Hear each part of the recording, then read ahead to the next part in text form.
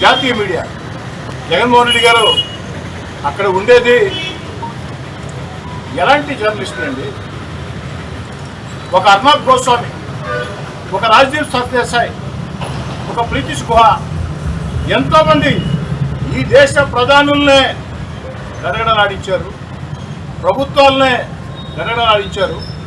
అందుకే భారత జాతీయ మీడియాకి ప్రపంచంలోనే ఒక విలువ ఉంది, ఒక విశ్వసనీయత ఉంది. ప్రపంచం మొత్తం కూడా భారత జాతీయ మీడియాని అంత గౌరవిస్తుంది. అలాంటి జాతీయ మీడియా పట్టుకొని వాళ్ళు కూడా కరెక్ట్ అయిపోయారు. అంటే మీరు తప్ప అందరూ కరెక్ట్ అయ్యారు. అసలు మీ నోట్లో నుంచి ఈ మాట ఏ విధంగా వస్తుంది? నేను ఇప్పటికైనా జగన్ గారికి ఒకనాటి మీ అనుచరుడిగా మీకు ఇచ్చే సలహా, జగన్ గారు ప్రజలు మీకు ప్రతిపక్షం అవ్వకున్నా ఒక రాష్ట్ర పార్టీ అధ్యక్షుడు మీరు మాట్లాడేటప్పుడు విచక్షణతో మాట్లాడటం అలవాటు చేసుకోండి.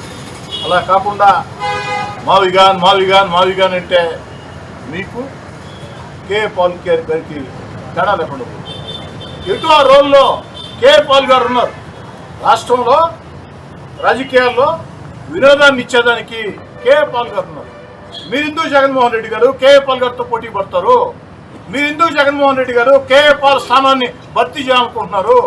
మీరు పోటీ పడాల్సింది చంద్రబాబు నాయుడు గారితో, మీరు పోటీ పడాల్సింది పవన్ కళ్యాణ్ గారితో, మీరు పోటీ పడాల్సింది నారా లోకేష్ గారితో. అంతేగాని కే పాల్ గారితో పోటీ పడి వారి స్థానం కోసం మీరు ఎందుకు ఆరాటపడుతున్నారో నాకు అర్థం కావట్లేదు. కాబట్టి జగన్మోహన్ రెడ్డి గారు ఒకనాటి మీ అనుచరుడిగా మళ్ళీ చెప్తున్నా, మీరు జాతీయ మీడియా గురించి, రాష్ట్ర మీడియా గురించి వీళ్ళంతా అవినీతి పరులు, వీళ్ళంతా లంచాలు తీసుకున్నారు, వీళ్ళంతా అమ్ముడు పోయారు, వీళ్ళంతా కుమ్మక్కయ్యారు అన్న మాటలు వెనక్కి తీసుకుంటారు అన్న నమ్మకం నాకైతే లేదు. ఆ మాటలకి విచారం వ్యక్తం చేస్తారు అన్న నమ్మకం నాకైతే లేదు. క్షమాపణ చెప్తారు అన్న ఆశ అసలే లేదు. కనీసం భవిష్యత్తులో మాట్లాడేటప్పుడైనా కాస్త ఒక రాష్ట్ర పార్టీ అధ్యక్షుడు మీరు, ఈ రాష్ట్రానికి ఎవరు అవునన్నా ఎవరు కాదన్నా 5 ఏళ్ల పాటు ముఖ్యమంత్రిగా పనిచేసిన వ్యక్తి మీరు. అలాంటి మీరు ఇలాంటి మాటలు మాట్లాడి ప్రజల దృష్టిలో చులకన కావద్దని జాతీయ మీడియాకి, రాష్ట్ర మీడియాకి కోరుతా ఉన్నా. ఏమండి, ఒక శాసనసభ్యుడో, ఒక పార్లమెంట్ సభ్యుడో, ఒక మంత్రో మీడియా గురించి ఏదైనా మాట్లాడితే మా మీద ముప్పేట దాడి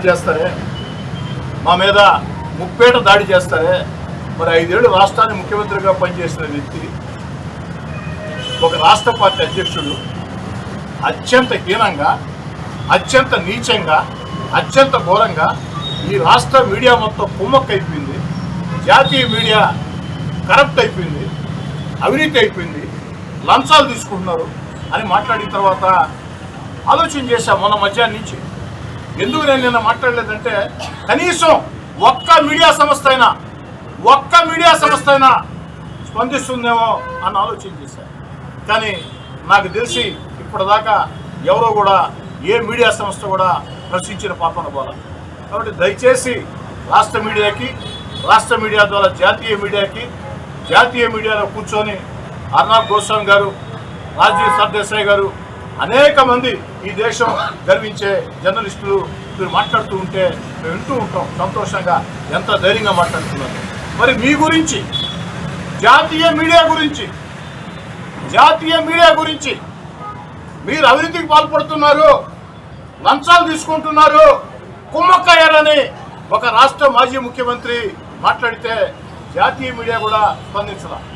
అందుకే ఓ శాసనసభ్యుడిగా ప్రజాస్వామ్యంలో ప్రశ్నించే హక్కు అందరికీ ఉన్నట్టే, సగటు పౌరులకు ఉన్నట్టే నాకు ఉంటుంది. కాబట్టి మీ అందరి విలేకరుల సమావేశం పెట్టి ప్రశ్నించా.